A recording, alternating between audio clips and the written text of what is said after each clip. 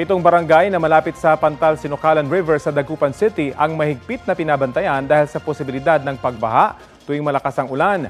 May ulat on the spot si Claire Lacanilaw Dungca ng GMA Regional TV. Claire?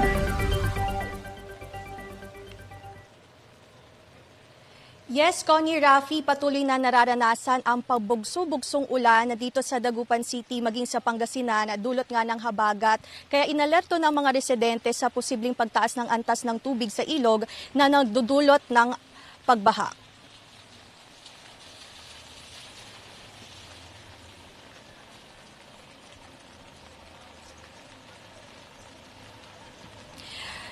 Nakararanas ng pagbaha ang ilang low-lying areas sa Dagupan City dahil sa pag-ulan na dulot ng habagat na sinabayan pa ng high tide. Sa Barangay Pugot Chico, nakaantabay daw sila sa anunsyo ng barangay at local government kung kinakailangang lumikas na nanatiling nasa red alert status ang City Disaster Risk Reduction and Management Office, lalo't moderate to intense rainfall ang inaasahan ngayon sa lungsod base sa abiso ng DOST Pag-asa at NDRRMC.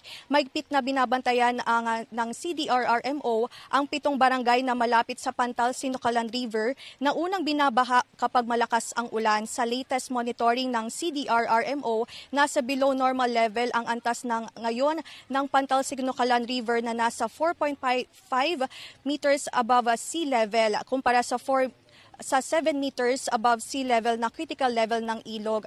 Samantala, Connie, Rafi, kanselado ang klase sa lahat ng antas sa pribado at publikong paaralan sa Dagupan maging sa Pangasinan at maging ang pasok sa government offices dahil sa masamang panahon na nananatiling passable ang ilang pangunahing kalsada sa Dagupan City.